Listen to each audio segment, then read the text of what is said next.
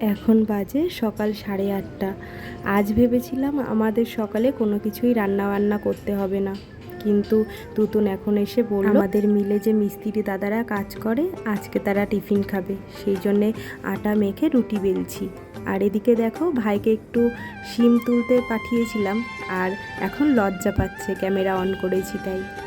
এদিকে কাকিমা একটু আমাকে মাছগুলো কুটে দিচ্ছে। আজকে দুপুরে ভেবেছি মাছের ঝোল করব, মাছের ঝোল আর ভাত। এদিকে রুটিগুলোও আমার করা হয়ে গেছে, আর কাকিমা কিন্তু অনেকটা হেল্প করেছে আমাকে। আর এদিকে আমি পেঁপে আলুর তরকারি করেছি রুটির সাথে মিস্ত্রি দাদাদের দেওয়ার জন্যে। আর কালকে একটু বিরিয়ানি করেছিলাম, সেটা বেঁচে গেছিলো, সেটা দিয়েই আমরা বাড়ির সবাই খাবো। এদিকে কাকিমা যখন মাছটা কোটাকুটি করছে, চিনি কাকিমার সঙ্গে কত গল্প করছে। এবার চিনিকে খাইয়ে দাইয়ে স্নানটাও করিয়ে দেব, কিন্তু তার আগে আমি মাছের ঝোলের সবজিটা কুটে নিই। আজকে কিন্তু মাছের ঝোলটা করব সজনের ডাঁটা আর আলু দিয়ে।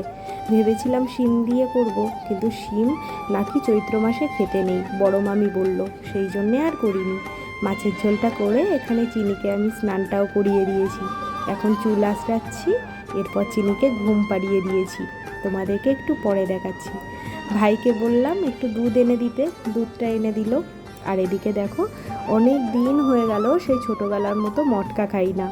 এই দাদা যাচ্ছিল রাস্তা দিয়ে, এই জন্যে ভাবলাম একটা মটকা খাওয়া যাক, তাই কিন্তু দাদাকে দাঁড় করিয়ে মটকা নিয়ে নিলাম। আমি এখানে 3টে মটকা নিয়েছি, একটা আমি খাবো, একটা তুতলের জন্য রাখবো, আর একটা আলাদাই থাকবে যদি চিনি খায়। মটকাটা খেতে খুব ভালো, কিন্তু ছোটোবেলায় যে মটকাগুলো খেতাম সেগুলো আরও ভালো ছিল। এখন কিন্তু আমি চলে এসেছি ওপরে স্নান করার জন্যে। এখন বাথরুমের লাইটটা জ্বালিয়ে নিলাম, নিয়ে আমি স্নানটা করে চলেও এসেছি। আর আজকে অনেক দিন পর একটা শাড়ি পরতে ইচ্ছা হলো, সেই জন্যে এই শাড়িটা পরেছি। কেমন লাগছে তোমরা জানিও।